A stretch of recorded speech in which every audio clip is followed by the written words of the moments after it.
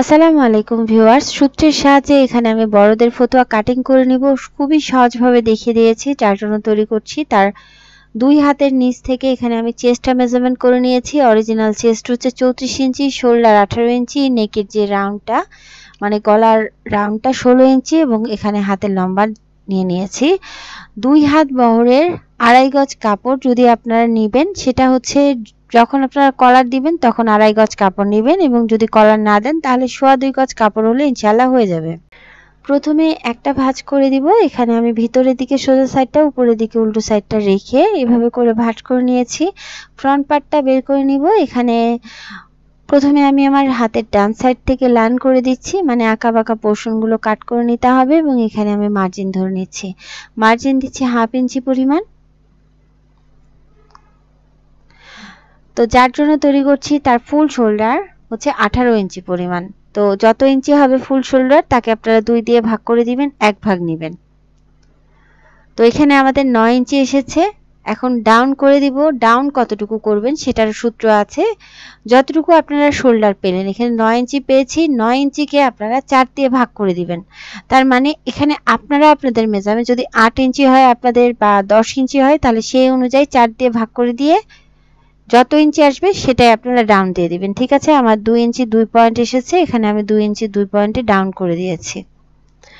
গলার সাইড বা গলারটা সাইডের দিকে কতটুকু লম্বা দিবেন সেটাও একটা সূত্র আছে। সেটা হচ্ছে চেস্ট যত ইঞ্চি হবে, এখানে চেস্ট 34 ইঞ্চি, 34কে এখানে আমি 12 দিয়ে ভাগ করে দিব। তো 12 দিয়ে ভাগ করে দিলে এখানে আমার হচ্ছে 2.83 ইঞ্চি এসেছে। এখানে আমি 3 ইঞ্চি নিয়েছি। এখানে আমি ফতুয়া যেহেতু আমি কাটিং করছি, তো এখানে আমি 3 ইঞ্চিতে এভাবে করে মার্কিং করে দিব গলার সাইডটা বের করার জন্য। আবারও বলছি, আপনাদের চেস্ট যত ইঞ্চি হবে তাকে আপনারা 12 দিয়ে ভাগ করে দিলেই কিন্তু গলার সাইডটা বের হয়ে যাবে।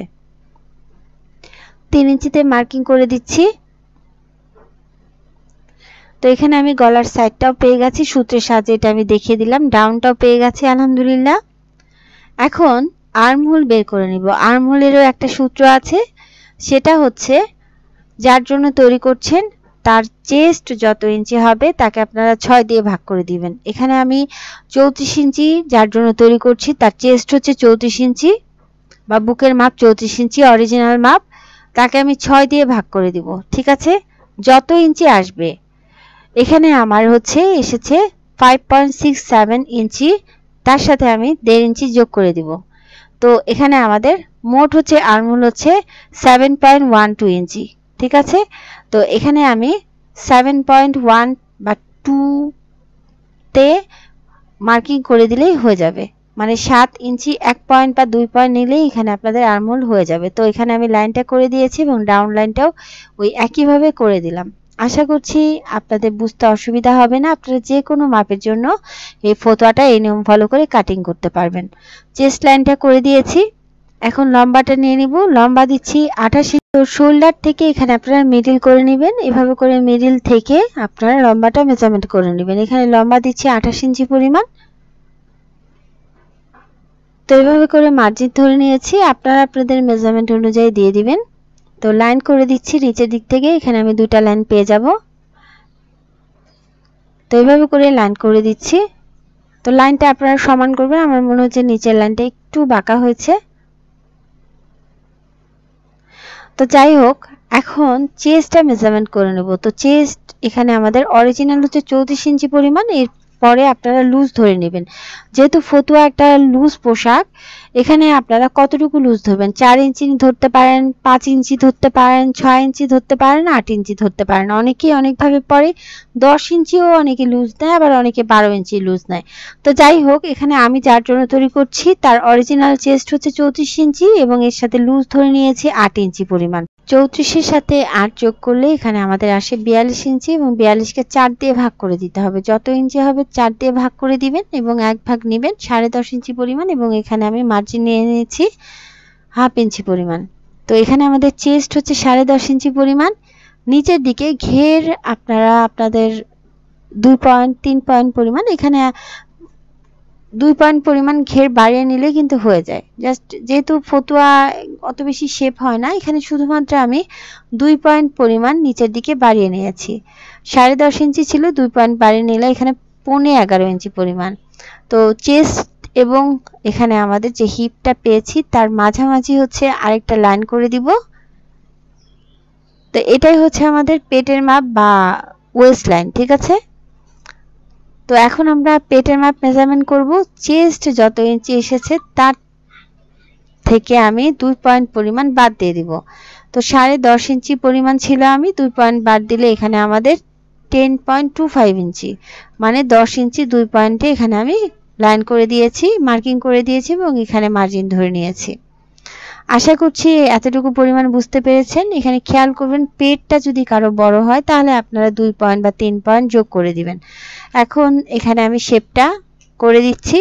আর এখানে আমি যার জন্য তৈরি করছি তার পেটটা অনেক বেশি বড় না, স্লিম, যার কারণে এখানে আমি 2 পয়েন্ট পরিমাণ বাদ দিয়ে পেটের মাপটা নিয়ে নিয়েছি। নিচের দিক থেকে এখানে আমি শেপ দেওয়ার জন্য 1.5 ইঞ্চিতে মার্কিং করে দিয়ে 1.5 ইঞ্চি থেকে উপরের দিকে 2.5 ইঞ্চিতে মার্কিং করে দিচ্ছি, কারণ সাইড ফাড়া দিব এখানে আমি 2.5 ইঞ্চি পরিমাণ। নিচের দিক থেকে এভাবে করে শেপটা মিলিয়ে দিচ্ছি এবং মার্জিনেরও ওই একইভাবে এখানে আমাদের শেপটা করে দিতে হবে। তো খুবই সহজ আসলে বড়দের ফতুয়া কাটিং করা, অনেক বেশি কমপ্লেক্স করে না দিয়ে এখানে আমি একদম সহজভাবে দিয়ে দিয়েছি। আশা করছি এই ভিডিওটা আপনারা দেখলে যে কোনো সাইজের জন্য ফতুয়া কাটিং করে নিতে পারবেন। তো আর্মহোলের এইভাবে করে একটা শেপ দিয়ে দিচ্ছি, আরেকটা শেপ করে দিচ্ছি তালপাট কাটিং করার জন্য।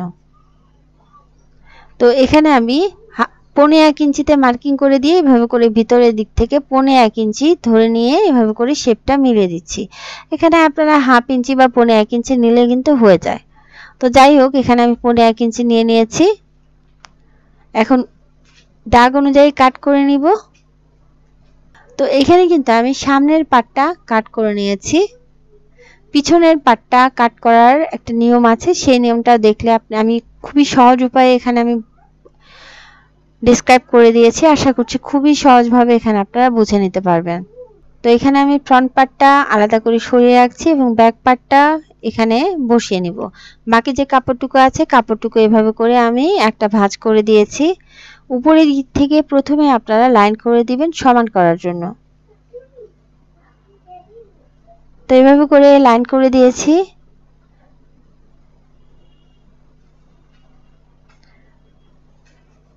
তো এভাবে করে লাইন করার পর ব্যাক পার্টের জন্য এখানে আপনারা 1.25 ইঞ্চি পরিমাণ বাড়তি করে ধরে নেবেন।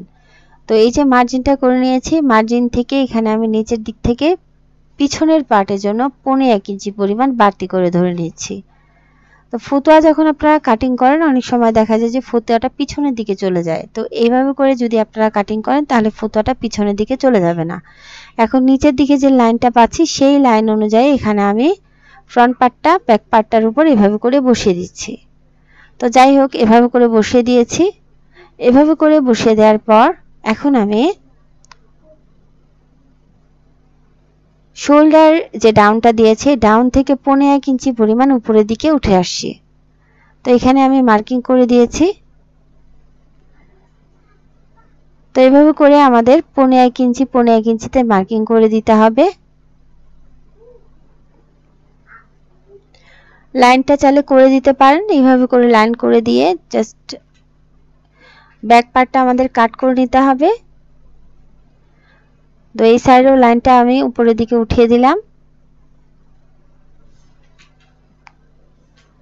তো এখন আমি ব্যাক পার্টটা 1.25 ইঞ্চি বাড়তি করে কাট করে নিচ্ছি। তো নিচের দিক থেকে যেমন শেপ সেই অনুযায়ী এভাবে করে কাট করে নিতে হবে। তো আলহামদুলিল্লাহ এখানে আমি কাট করে নিয়েছি। কাট মার্কগুলো করে দিতে ভুলবেন না। কাট মার্কগুলো যখন আপনারা করে দিবেন তখন কিন্তু সেলাই করতে খুবই সহজ হবে। এই কাট মার্কগুলো দেখে আপনারা বুঝতে পারবেন কোথা থেকে কোথায় আপনাদের সেলাই করতে হবে। তো এইভাবে করে আমি ফ্রন্ট পার্ট এবং ব্যাক পার্ট দুইটা পার্টই কাট করে নিয়েছি।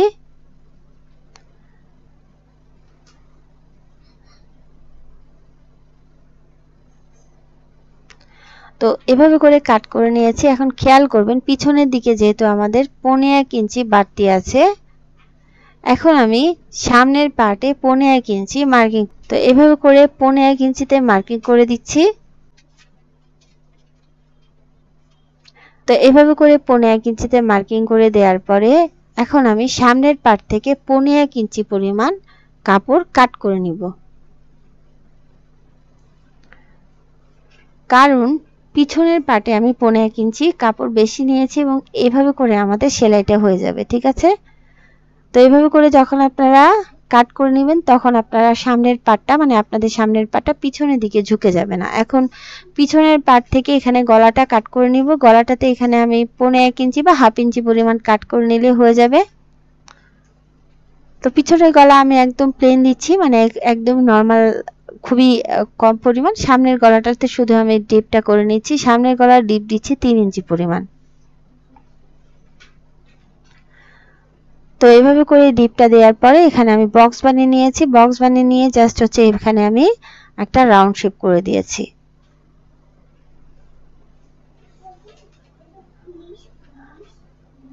এখন আমি প্রথমে সামনের গলাটা কাট করে নিচ্ছি। তো এখানে যখন আপনারা শেপটা করবেন এখানে আমি একটা হালকা করে শেপ করে দিয়েছি, বেশি ডিপটা করিনি, এবং পিছনের গলাটাও এখানে আমি কাট করে নিচ্ছি। তো খুবই সহজ উপায়ে এখানে আমি সামনের পার্ট এবং পিছনের পার্ট কাট করে নিয়েছি। আমাদের কিন্তু পিছনের পার্টটা সামনের দিকে এভাবে করে চলে আসবে। তো এইভাবে করে যখন আপনারা কাট করবেন তখন কিন্তু সামনের পার্টটা পিছনের দিকে ঝুঁকে যাবে না। তো এর আগেও আমি একটা কামিজ কাটিং করে নিয়েছিলাম, অনেকে দেখা যায় যে সামনের পার্টটা পিছনের দিকে চলে যায়, সেখানে আমি দেখিয়ে দিয়েছি, খুবই সহজভাবে বুঝিয়ে দিয়েছি। তো সেলাইটা যখন করে নিব তখন আরো ভালোভাবে আপনারা বুঝে ফেলতে পারবেন।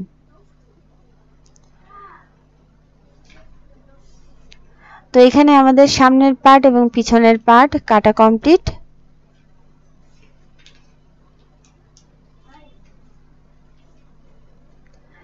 তো এখন আমাদের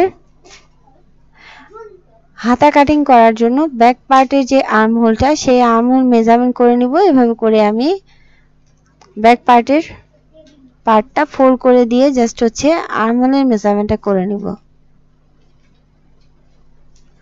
তো এইভাবে করে পুরো আর্ম হোলটা ধরে নিচ্ছি। তো কাপড়গুলো আলাদা করে নিচ্ছি। এখন আমি হাতার কাপড়টা বাকি কাপড়টা দিয়ে কাট করে নেব। তো বাকি যে কাপড়টা আছে সেই কাপড়টা এখানে আমি এভাবে করে ভাঁজ করে দিচ্ছি, মোট 2টা ভাঁজ করে দিব। তো যেহেতু এখানে আমি ফুল হাতা একটা ফতুয়া তৈরি করে নিব, ফুল হাতা ফতুয়া যখন আপনারা তৈরি করবেন তখন কিন্তু আপনাদের 2 হাত বহরের 2.5 গজ কাপড় মোটামুটি লেগেই যাবে। তো এইভাবে করে ভাঁজ করে দিচ্ছি। প্রথমে একটা ভাঁজ করে দিতে হবে, একটা ভাঁজ করে দেওয়ার পর এখানে আপনারা আরেকটা ভাঁজ করে দিবেন। খুব ভালো করে বসিয়ে দিবেন, হাতের সাহায্যে দেবে দেবে দিবেন এবং আয়রন করে নিলে সবচেয়ে বেশি ভালো হয়। তো এই কাপড়টা যেহেতু বাটিকের কাপড় এবং খুবই একটা নরম কাপড়, যার কারণে এখানে আমার একটু অসুবিধা হচ্ছে। তো এইভাবে করে বসিয়ে নেওয়ার পর আমি একটু মেজারমেন্ট করে দেখলাম যে কাপড়টা হবে কিনা। তো আলহামদুলিল্লাহ কাপড়টা ইনশাল্লাহ হয়ে যাবে। প্রথমে আমি হাতের যে ডান সাইড থেকে লাইন করার জন্য মানে সমান করার জন্য লাইন করে নিয়েছি এবং মার্জিন ধরে নিয়েছি।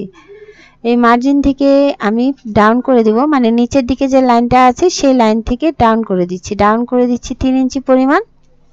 বড়দের ক্ষেত্রে এখানে আপনারা 3 ইঞ্চি ডাউন করলে খুব ভালো হয়। এবং এখান থেকে আমি লম্বা নিয়ে নিচ্ছি 22 ইঞ্চি পরিমাণ এবং নিচের দিক থেকে ফোল্ডের জন্য নিয়ে নিচ্ছি আরো 1 ইঞ্চি বাড়তি। তো লাইনগুলো করে দিব।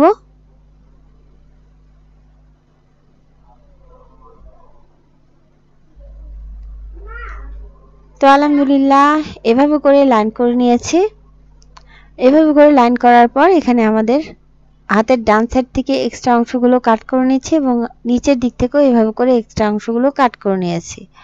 মহড়া দিচ্ছি 5 ইঞ্চি পরিমাণ। এখানে আপনারা আপনাদের মেজারমেন্ট অনুযায়ী দিয়ে দিবেন। এখানে মহড়া যখন নেবেন তখন কিন্তু আপনাদের মার্জিনের কাপড় ধরে নেবেন।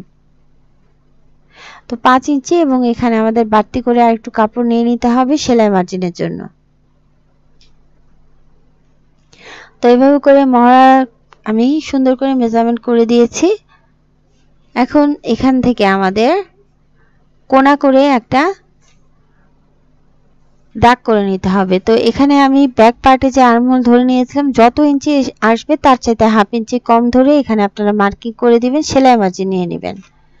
তো সেলাই মার্জিন নিয়ে নিয়েছি।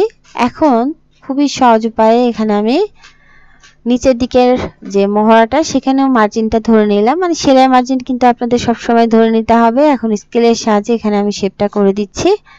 তো যেহেতু আমি লুজ করে একটু হাতার ফিটিংটা তৈরি করে নিব, যার কারণে এখানে আমি স্কেল দিয়ে এভাবে করে লাইন করে দিয়েছি। এখন এখান থেকে আমি হাতার শেপটা দিয়ে দিচ্ছি।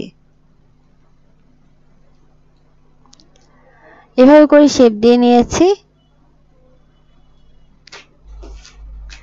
এবং 1.5 ইঞ্চি ভিতরের দিকে এখানে আমি তালপাটের জন্য শেপটা করে দিচ্ছি। তো এখন আমাদের দাগ অনুযায়ী কাট করে নিতে হবে। তো প্রথমে আপনাদের তালপাট কাটিং করা চলবে না, প্রথমে আপনারা দাগ অনুযায়ী খুব সহজভাবে কাট করে নেবেন। তো এখন তালপাট কাটিং করে নিব। তালপাট কাটিং এর জন্য যে কোনো দুইটা পার্ট, মানে উপরের পার্টটা আমি ধরে নিচ্ছি, উপরের দুটো পার্ট ধরে নিয়ে এভাবে করে তালপাট কাটিং করতে হবে। তালপাট কাটিং এর সময় কিন্তু আপনারা খেয়াল করবেন যাতে করে নিচের পার্টটাও কেটে না যায়। তো এখানে আমি হাতাটা কাটিং করে নিয়েছি এবং এখানে আমি ফতুয়াটা কাটিং করে নিয়েছি। সেলাইটা দেখলে আরো বেশি সহজ হয়ে যাবে। আশা করছি ভিডিওটা আপনাদের জন্য অনেক বেশি ফ্রুটফুল হবে। আসসালামু আলাইকুম।